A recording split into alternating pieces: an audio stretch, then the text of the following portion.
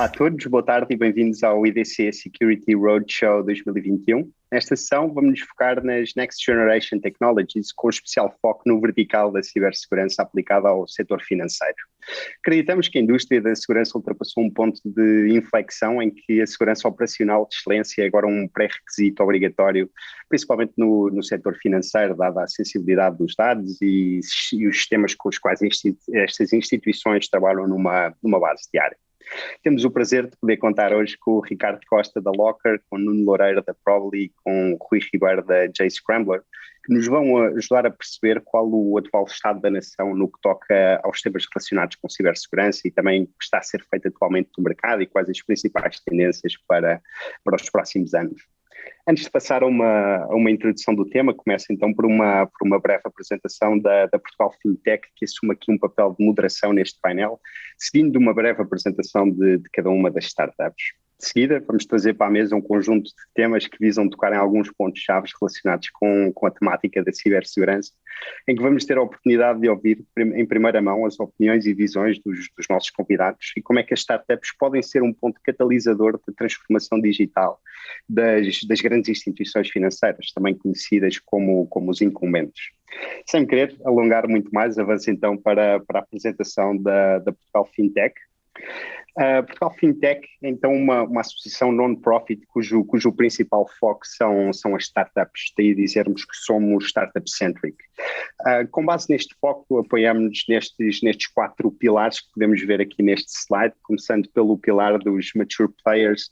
No fundo, o nosso papel aqui será um papel de fazer aqui a ponte entre as grandes instituições, os mature players, com as startups. Passando para o pilar da regulação, é aqui um pilar igualmente importante no que toca aqui à ponte e à fomentação do diálogo entre as diferentes startups e os reguladores. Passando para o pilar do investimento, um pilar cuja importância é extremamente elevada, dado que muitas destas startups que fazem parte do ecossistema fintech necessitam de certa forma, alguns no tempo, de obter investimento de modo a que consigam atingir o próximo nível. Portanto, este é também aqui um grande foco da Portugal Fintech e, obviamente, aqui o papel do talento que, no fundo, podemos olhar para este pilar de duas formas. Podemos olhar para o talento como o talento que faz parte do ecossistema fintech como um todo, e também com o nosso objetivo de ajudar as startups que fazem parte do ecossistema a crescerem organicamente e a conseguirem captar o maior talento possível. Se puderem avançar para o próximo slide, falando agora um bocadinho por ordem cronológica dos principais projetos nos quais a Portugal Fintech esteve e está envolvida, começando se calhar pelo Portugal Fintech Report, um report que convido desde já a que vejam e que olhem para os números, pois ilustram a realidade do ecossistema fintech em Portugal. Não só estão listadas as 30 principais startups a atuarem nesta área, como também tendências de mercado e também um pouco a visão de algumas entidades e de alguns players que trabalham neste ecossistema fintech. Deixo também a nota que nos próximos meses irá ser lançada a nova versão do Portugal Fintech Report. Passando agora para o Portugal FinLab e no seguimento do que dizia há pouco, um dos focos é então esta comunicação entre as startups e os reguladores, e surge aqui então o Portugal FinLab, no qual a Portugal Fintech esteve envolvida numa primeira edição, cujo principal foco é precisamente a criação de um canal de comunicação entre as startups e os reguladores. Aqui, este programa em particular, o FinLab, coloca aqui o ecossistema português de fintech num lugar de destaque, pois foi algo realmente inovador o conseguir colocar na mesma plataforma, no mesmo canal de comunicação, os 3 reguladores portugueses. Falando agora um pouco da Fintech House, a Fintech House surge quase como que uma necessidade de colocar todo o ecossistema fintech em Portugal a trabalhar a partir do mesmo espaço físico. Surge então a Fintech House, localizada em Lisboa. Ficam todos desde já convidados a vir conhecer a House, tenho todo o gosto em apresentar.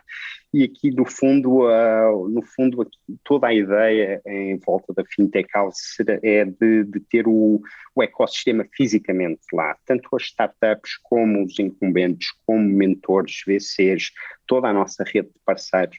No fundo aqui o objetivo será que uma startup que esteja a trabalhar fisicamente na house terá uma distância muito curta, acesso a todas estas entidades que no fundo irão ajudar, ou no fundo irão ajudar a construir aqui um produto e no fundo a dinamizar aqui o ecossistema. Por último, não menos importante, uma das mais recentes iniciativas da Portugal Fintech será então a Fintech Solutions, que aparece aqui com um posicionamento de aproximar as startups das grandes instituições, dos incumbentes. Esta aproximação visa a promoção no fundo, de diálogo e de agilização de projetos, quer sejam provas de conceito, quer sejam projetos inovadores com estas instituições. Nós gostamos de olhar para as startups como aqui uns pequenos barcos de borracha muito ágeis, está na sua gênese todo este dinamismo, e para estas grandes instituições quase que como os porta-aviões. Portanto, acreditamos que faz sentido haver aqui uma ponte de comunicação e aqui uma agilização. E sem me querer alongar muito mais, se calhar passo agora a palavra ao Ricardo para que nos possa apresentar a Locker. Ricardo. Ok. Antes de mais, obrigado e muito obrigado pelo convite para participar no evento, onde teremos todo o gosto não só de dar um bocadinho a conhecer do que é que nós fazemos na Locker, mas também de debatermos, numa lógica quase de tábua redonda, algumas das questões críticas mais para a nossa área de segurança ou relacionada com segurança. Por isso, a Locker, muito rapidamente, é a principal plataforma de gestão de entidades digitais focada em banca ou para a banca. Se puderem passar para o slide seguinte, isto tem muito a ver com o nosso foco, ou seja, somos muito focados num vertical, neste caso no vertical banca, somos muito focados em fornecer e em cumprir com os requisitos que a banca necessita do ponto de vista de compliance, quer a nível europeu, seja da European Bank Authority, seja de uma série de regulamentação europeia que existe, quer a nível do regulador de cada país onde atuamos. Daí este foco e o nosso sucesso, aquilo que temos crescido nos últimos meses e nos últimos anos, tem muito a ver com esta questão e como vão poder ver mais para o final, onde nós, ou praticamente todos os nossos clientes, são bancos e assim queremos continuar no futuro. Andamos muito de volta da lógica do Empowering Digital Life, ou seja, o grande foco é ajudar a banca não só a captar novos clientes no mundo digital, mas acima de tudo também a migrar os seus clientes físicos para o mundo digital, ou seja, que são duas problemáticas diferentes, mas que devem trabalhar em conjunto com o intuito de conseguirem criar relações digitais com todos os seus clientes que existem. Daí a criticidade na criação de uma identidade que permita, de forma segura, saber que estamos a lidar com o cidadão certo para uma relação correta, para permitir que ele tenha acesso à sua informação bancária. Se puderem só passar para o próximo slide, por favor.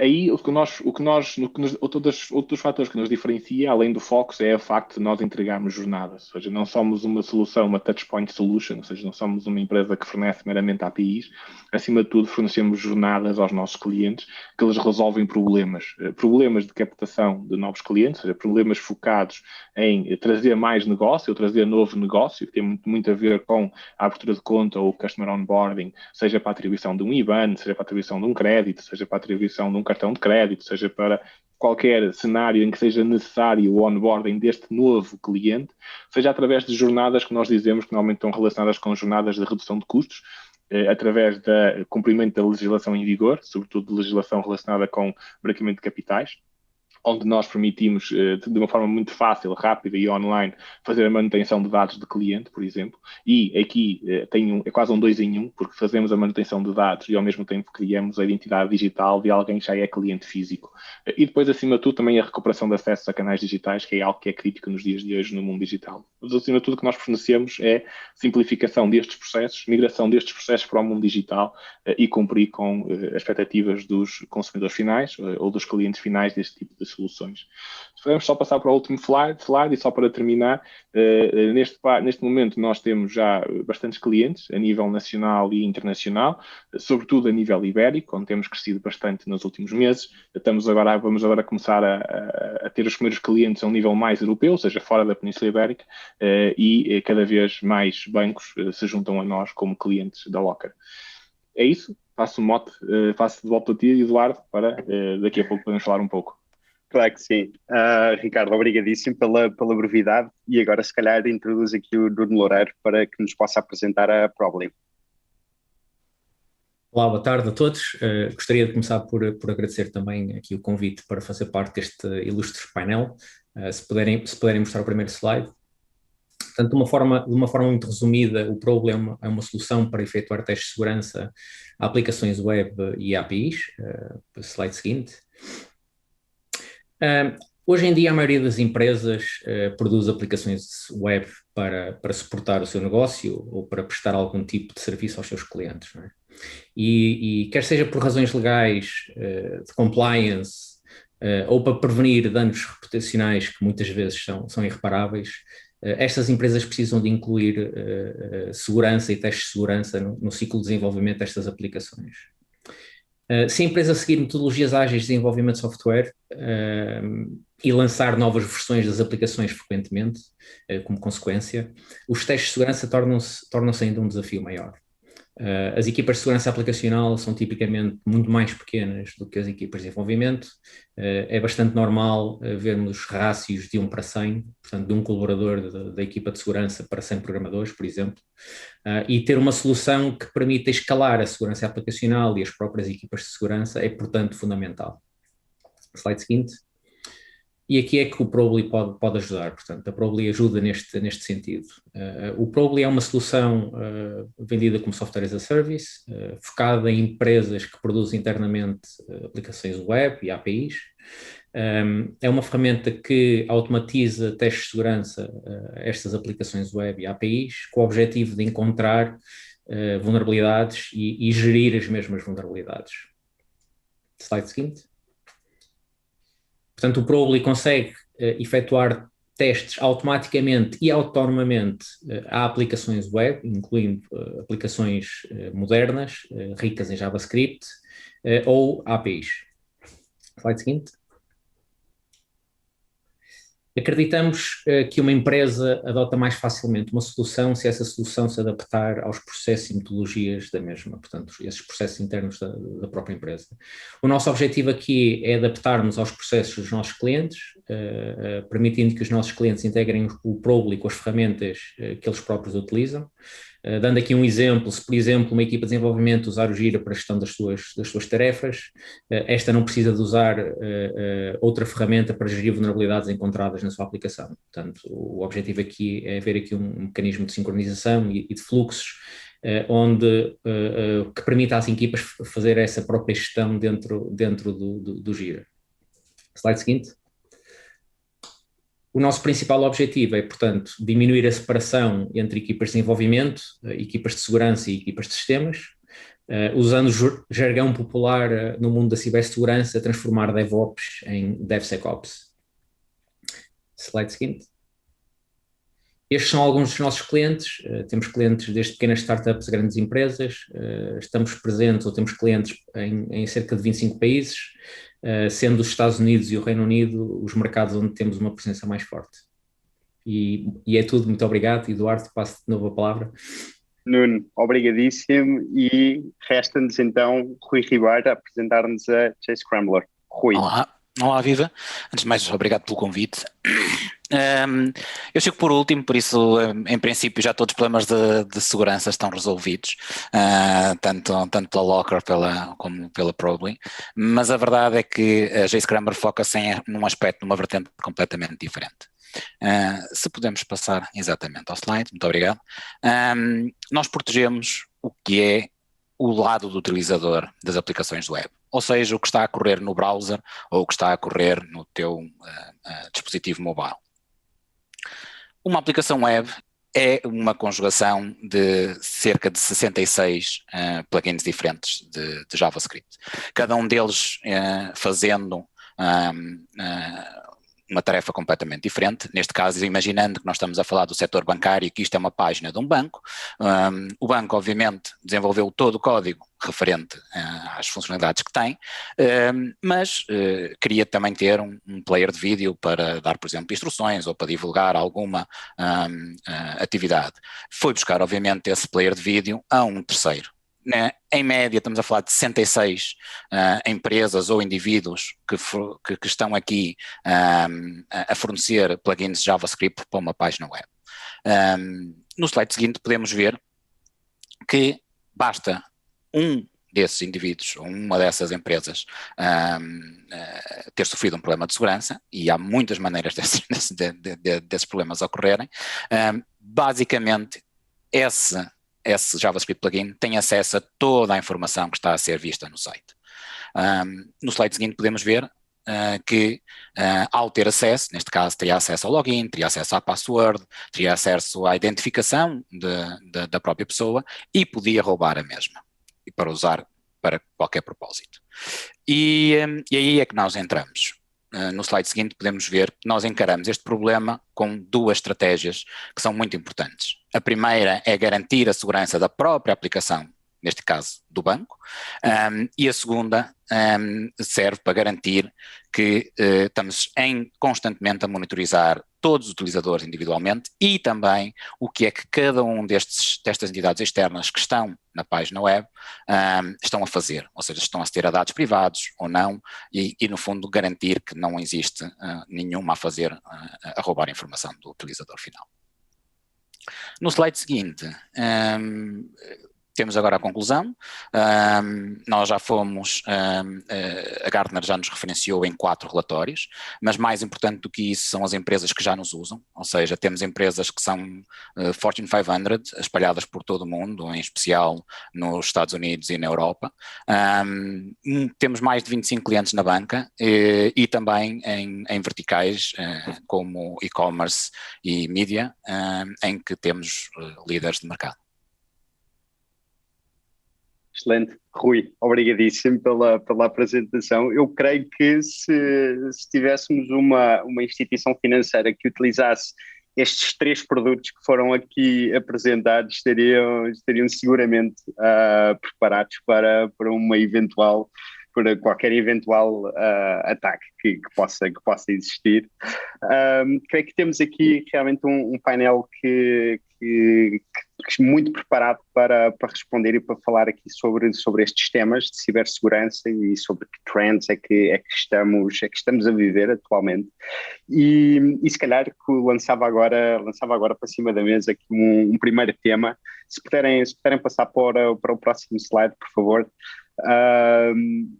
Lançava agora aqui, se calhar, esta primeira questão para abrir aqui o debate, e se calhar, Nuno, começava por perceber aqui qual é que é a tua opinião em relação a quais é que devem ser as prioridades das instituições financeiras em termos do seu roadmap digital. Se devem focar primeiro em segurança de dados, devem estar mais focadas em segurança cloud, softwares de auditoria, de tracking, de ciberataques. No fundo, gostava de perceber aqui a tua opinião em termos de prioridades.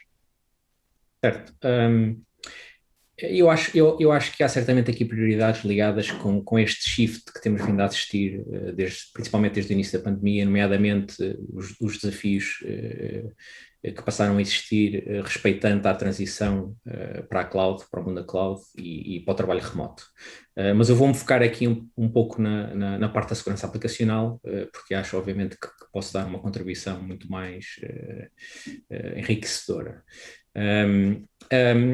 A Verizon publica um relatório anualmente que se chama Verizon Data Breach Investigation Report, que basicamente estuda todos os breaches conhecidos, portanto, todas aquelas empresas que foram atacadas e onde dados foram comprometidos e que são conhecidas.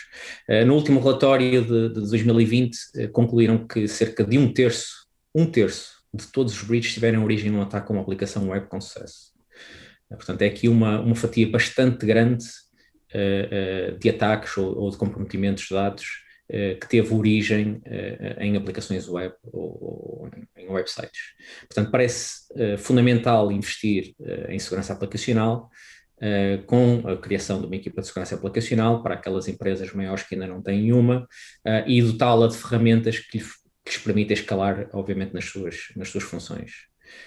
Nuno, deixa-me só fazer-te uma pequena pergunta. É uma coisa que se vê muito, empresas grandes que ainda não têm este foco em segurança aplicacional, sem terem uma equipa dedicada a estes temas?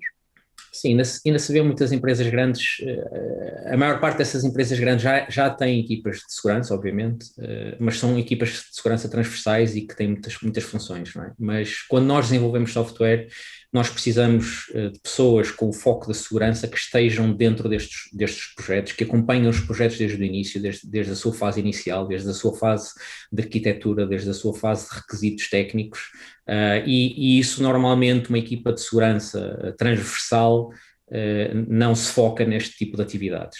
É normal que uma equipa transversal no fim faça, ou anualmente ou periodicamente faça alguns testes de segurança às várias aplicações existentes, mas não é normal que uma equipa transversal de segurança acompanhe o ciclo de desenvolvimento destes projetos.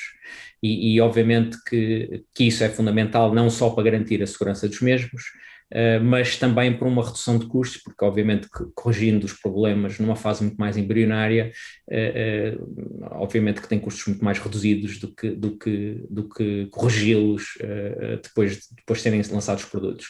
Dando aqui só um exemplo, se houver um problema de arquitetura, um problema de segurança na própria arquitetura ou desenho da aplicação, se só for detectado no fim, pode aqui envolver mudanças estruturais na aplicação e obviamente vai ter um custo bastante elevado. Mas se calhar eu acho que é importante as empresas conseguirem visualizar o tipo de problemas que acontecem. E se calhar eu posso contar aqui o caso de 2 clientes da Probly que tivemos, de empresas relativamente até pequenas, nem eram empresas muito grandes, mas que o Probly descobriu algumas vulnerabilidades que podia até ditar o fim do próprio negócio. Dessas empresas. Dando aqui 2 exemplos, lembro-me de uma empresa que fornecia microcréditos aos seus clientes. Não era uma empresa portuguesa, portanto, mas está ligada à área financeira, portanto eles forneciam microcréditos, portanto pediam muitos dados pessoais, inclusive os vencimentos das pessoas e moradas, portanto aqui há muitos dados pessoais aqui envolvidos, e eles tinham uma vulnerabilidade que permitia basicamente a qualquer pessoa na internet conseguir fazer download da sua base de dados inteira, com os dados todos dos clientes. Portanto, obviamente que isto era uma empresa que, se tivesse sido um hacker que tivesse descoberto esta vulnerabilidade e a tivesse explorado, muito possivelmente a empresa, sendo uma empresa pequena, muito dificilmente conseguiria recuperar de um ataque deste género.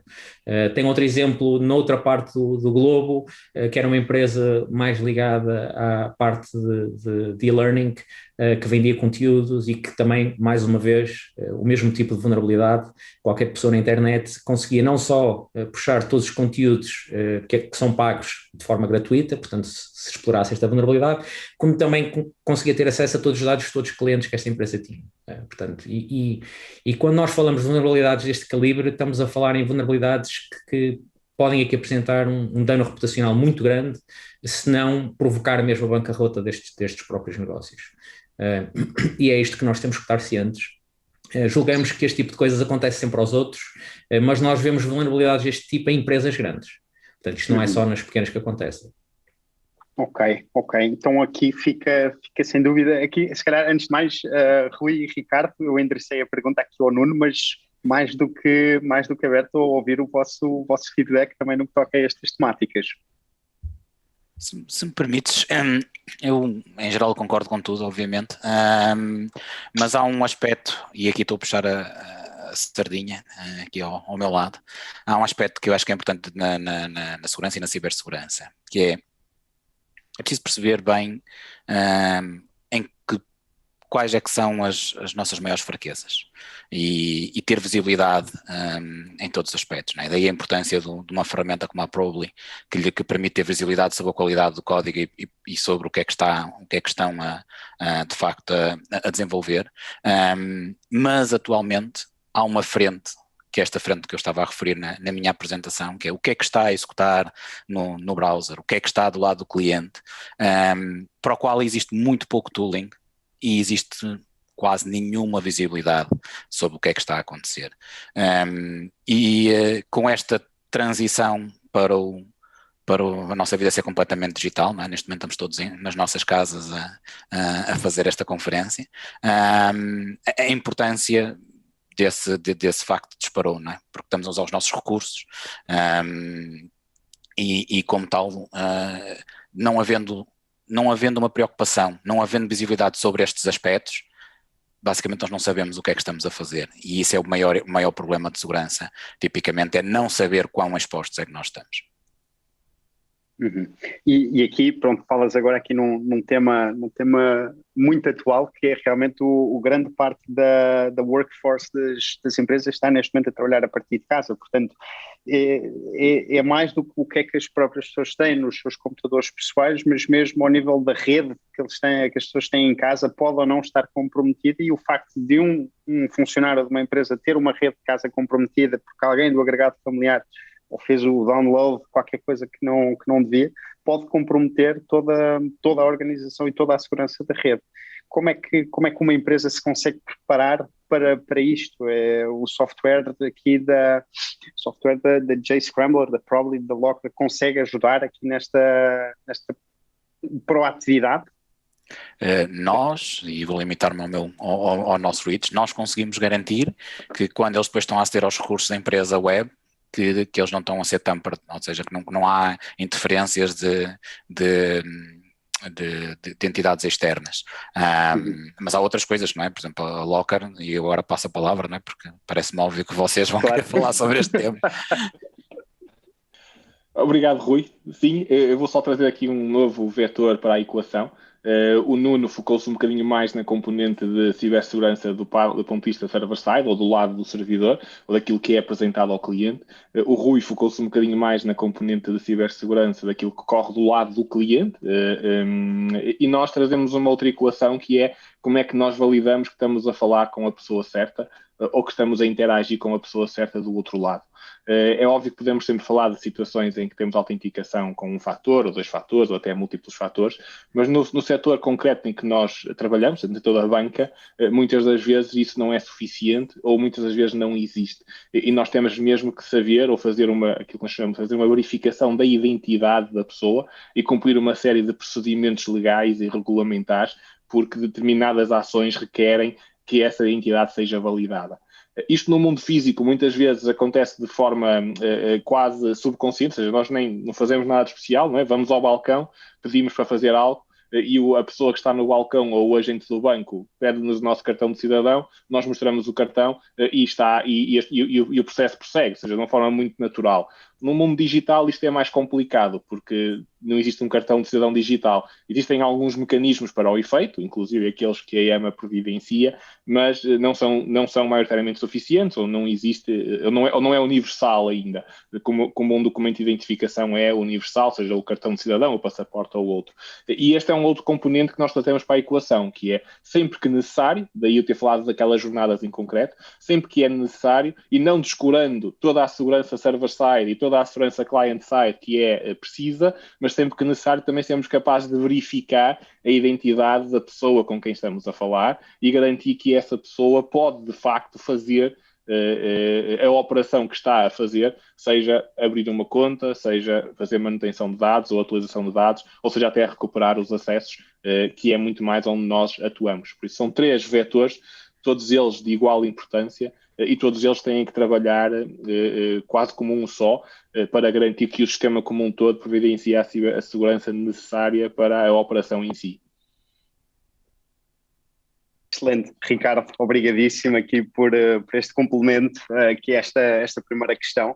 Se calhar peço agora se pudessem passar para o slide seguinte, tinha aqui preparado uma questão que se calhar, Rui, avançava contigo, em que aqui no fundo, se bem que a pergunta fala em gaps, eu agora se calhar perguntava-te aqui em relação a alguns pontos de melhoria identificados aqui no universo português, onde é que tu achas que as instituições financeiras portuguesas se devem focar agora nesta fase, onde é que têm ali bastante espaço para melhorar nos seus roadmaps de segurança e no fundo, de cibersegurança?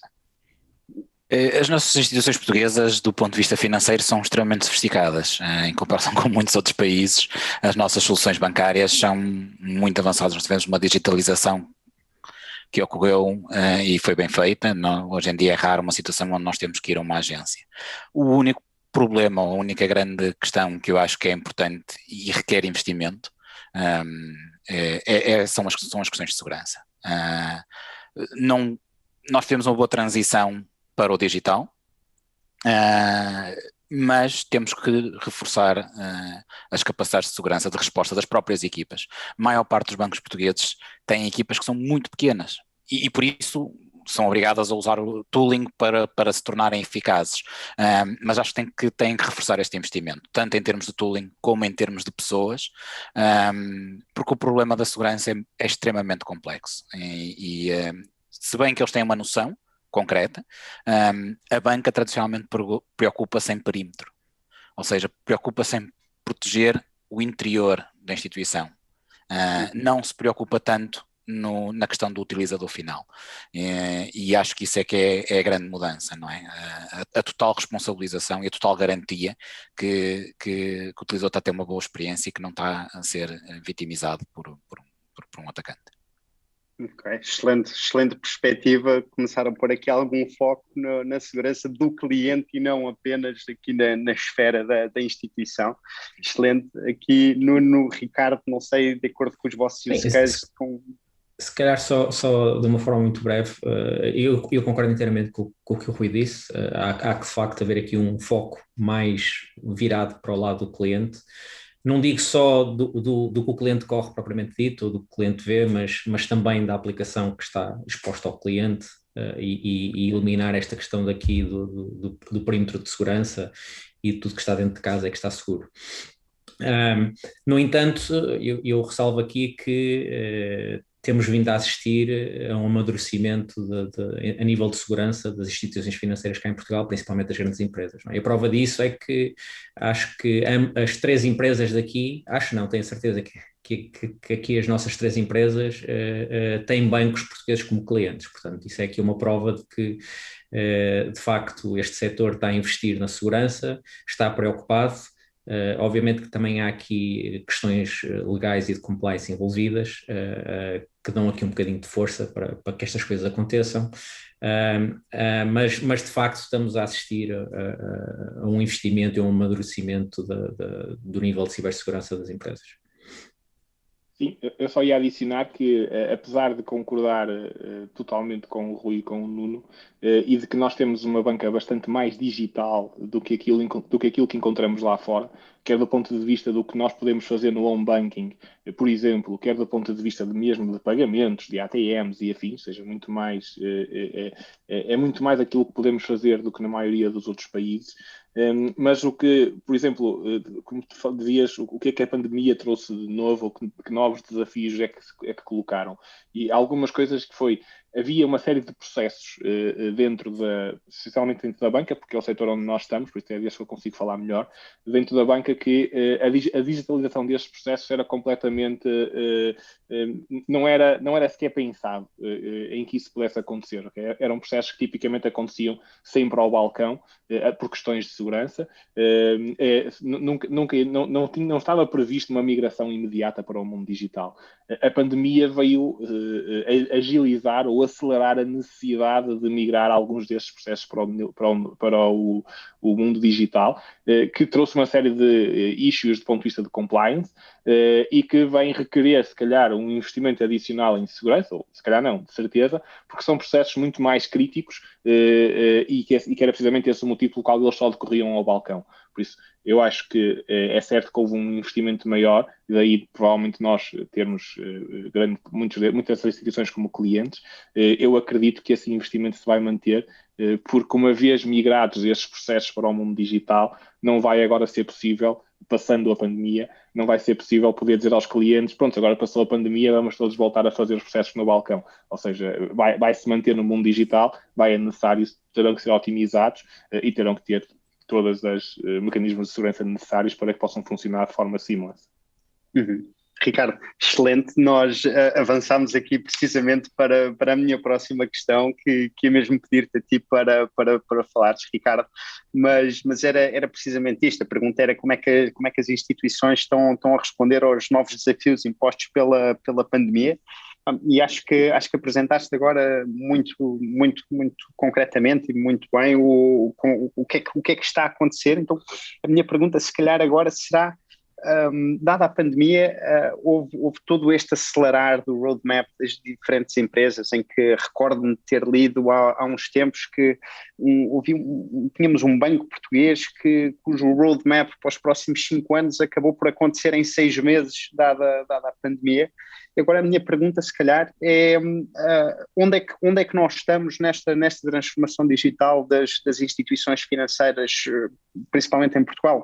Se neste ano e qualquer coisa de pandemia, se o roadmap avançou tanto que agora as diferentes áreas das organizações já estão muito na cloud, muito digitais, ou se ainda há um longo percurso a percorrer aqui nesta área?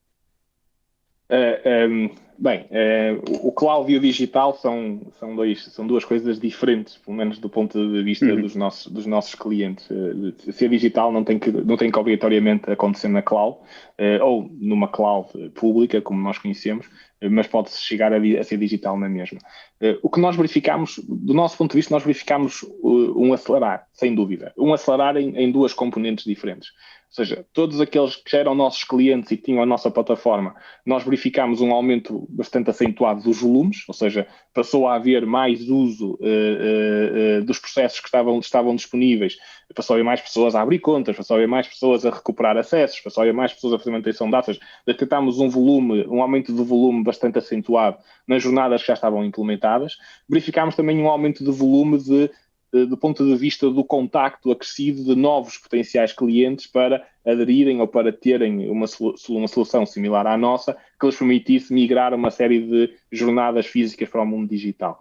Sim, acima de tudo na situação em que os balcões estavam fechados e que havia uma série de operações que não podiam ser feitas no mundo digital, por questões de segurança, compliance, requisitos, o que quisermos, e ao mesmo tempo não podiam ser feitas no mundo físico porque não nos podíamos deslocar, os balcões estavam fechados, ou seja, criou-se ali uma situação bastante complexa de como é que nós vamos resolver estas questões. E por isso o roadmap é um facto que acelerou, apareceram tudo aquilo que estava pensado vir a ser feito foi acelerado do ponto de vista de agora temos os comitês executivos, ou temos as chefias, temos o commitment das chefias para que isto aconteça, mas depois na prática as coisas continuam a ser lentas, continuam a ser máquinas grandes, continua a demorar o seu tempo, e os frutos têm aparecido e vão continuar a aparecer nos próximos tempos. Eu acho que houve uma mudança de foco de prioridade, ou seja, era algo que era uma prioridade que havia. O roadmap da digitalização, o roadmap da segurança, o roadmap da cibersegurança, era uma prioridade que havia e passou a ser uma prioridade a sério. O que quer dizer que as coisas estão a acontecer. Isso não faz com que aconteçam mais depressa, porque estamos a falar de instituições que têm os seus procedimentos internos, têm os seus departamentos de compliance, têm os seus departamentos de cybersecurity, os seus departamentos de infraestrutura, e qualquer coisa que seja feita requer uma aprovação de muita gente ou de muitas áreas. E por isso vai demorar a acontecer, mas neste momento pelo menos já se está a fazer, ou já está a evoluir. Okay? E acho que isso já é bastante positivo. Sem dúvida. Ricardo, agradeço-te. Agora, se calhar partimos aqui para uma última questão. Estamos a aproximar-nos aqui da reta final, em que agora, se calhar, pedir a cada um de vós, num minuto, que explicassem aqui na vossa perspectiva, para onde é que esta indústria da cibersegurança caminha nos próximos 3 a 5 anos, que novas tecnologias é que se vêem a entrar aqui neste mercado. fala-se muito hoje em dia em inteligência artificial, blockchain, aqui um aumento exponencial do mobile para estas temáticas. Gostaria de perceber com cada um de vocês, e se calhar, Rui, podemos começar aqui contigo, num minuto, brevemente, como é que vês a indústria nos próximos 3 a 5 anos? Eu acho que a indústria vai continuar a ser muito alimentada por inovação, a inovação de startups como nós, que estamos aqui presentes neste painel, e a evolução vai ser, sobretudo, num sentido de fornecer tooling que seja muito e que dê respostas muito concretas a problemas da indústria, porque formar pessoas demora muito tempo. A velocidade que nós estamos a falar agora, não é, de 5 anos a 6 meses, não se consegue só com pessoas, porque não existem no mercado, e por isso tem a ver com esta questão, ou seja, tooling para tornar concreta o processo de decisão. Ou seja, devo aceitar isto, não devo aceitar isto. Aquele cliente está a aceder ao meu site e está tudo a funcionar bem ou não está. Ou seja, as coisas, nós como empreendedores temos que fornecer ferramentas que lhes deem respostas aos problemas e não criar novos problemas, que não é o caso de nenhum de nós, mas não é uma questão só de alertar para acentuar a paranoia, não é isso, é disponibilizar soluções que deem respostas concretas. Sem dúvida, obrigado. Rui. Nuno? Sim, pegando aqui no que o Rui está a dizer, eu também concordo com ele, vai muito assentar na parte de inovação e de startups como as nossas. Acho que passa muito aqui pela parte da automatização de processos. Como o Rui está a dizer, demora muito tempo formar novos recursos, os recursos são sempre insuficientes, principalmente no mundo da segurança, nunca há recursos de segurança em número suficiente para se fazer tudo o que se deveria fazer, e como tal é necessário aqui um conjunto de tooling para que determinados processos consigam ser automatizados e consiga-se escalar, basicamente, essa segurança.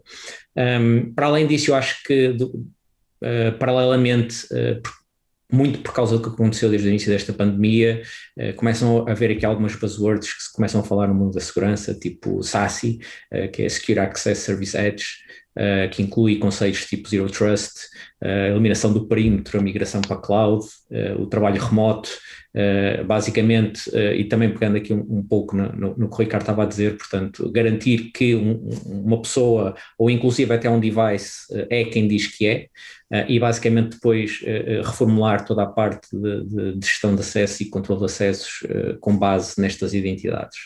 Eu acho que vai haver uma evolução ainda muito grande nesta área nos próximos anos. Obrigado, Nuno. Ricardo?